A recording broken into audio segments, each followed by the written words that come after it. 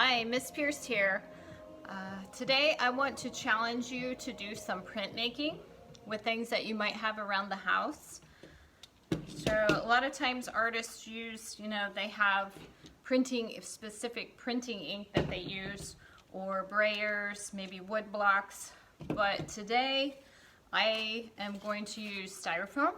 And so if you have a styrofoam meat tray or a plate, that works really well. I already did one ahead of time so that I could show you or share with you what I did. This one is mine, and I did mine with a plate.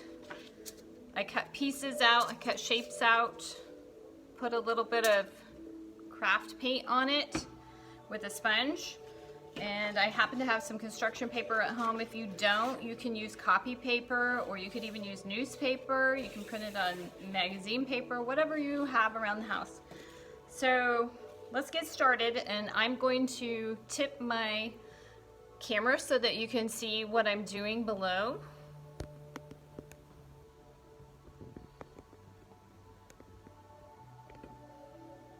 Okay, here we go.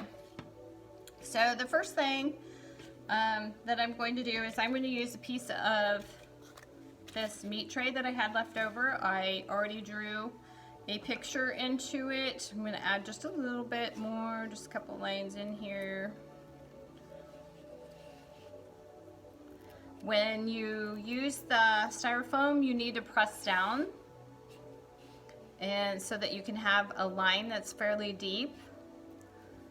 If you're using a plate, you can't press down quite as hard as you can with the meat tray styrofoam.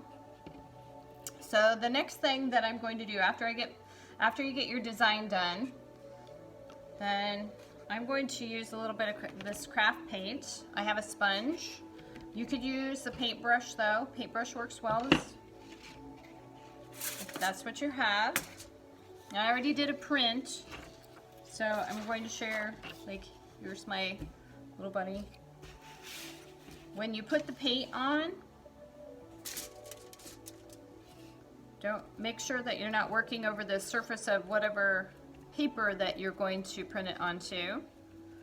So now you can see the lines a little bit better. You don't want to put too much on. We don't want to fill those areas where we just drew.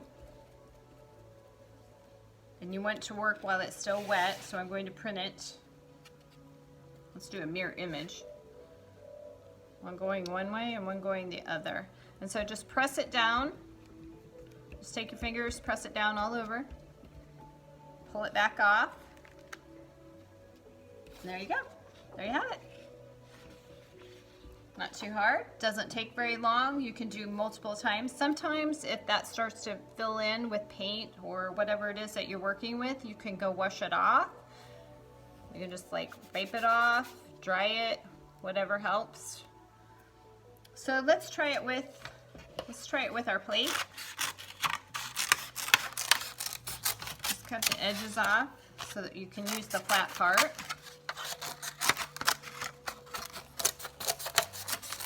There we go. Whatever shape that you want to use is fine. Cut a circle, a diamond out. I'm just cutting a square. Okay, I'm going to move that off to the side. Then draw your design. I'm drawing something really simple so it doesn't take very long. This time though, we are going to use markers.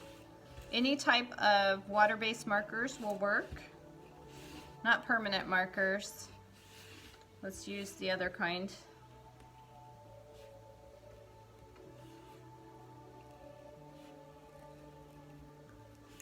Now, I will give you helpful advice, and that is if you are making a design that has numbers or letters, when you print it, it would be backward. So you need to make your numbers or letters backwards if you're going to try that. The next step is to we want to put some marker on there and use the wide part the wedge part of it. Just color over it. Now I will tell you that prints don't always come out perfect. That's okay. That's what I like about prints.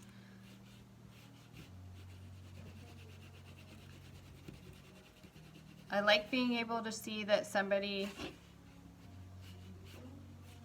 has made it with their own 2 hands.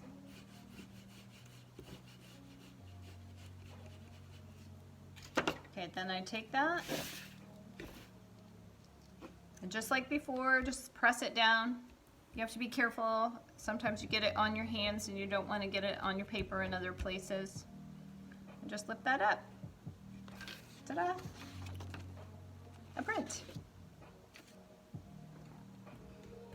All right, so that's it for today. I hope you're able to do the challenge. See ya. Bye.